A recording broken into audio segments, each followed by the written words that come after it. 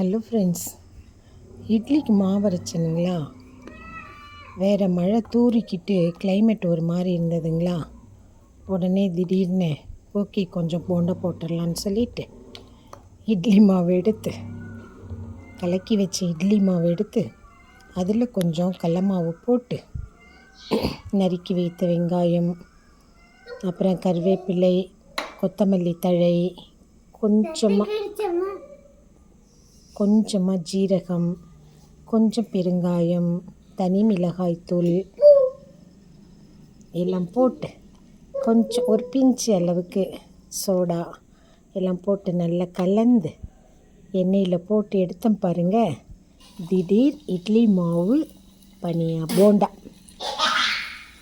இந்த திடீர் போண்டா பார்த்தீங்க அப்படின்னா அவ்வளோ டேஸ்ட்டாகவும் ரொம்ப நல்லாவும் இருந்துச்சுங்க. தூரல் போட்டுட்டு மலை சாரலில் ஒரு மாதிரி இருந்ததுக்கு இந்த போண்டா சாப்பிட்டுட்டு பார்த்தா சூப்பர். தேங்க்யூ, பாய்.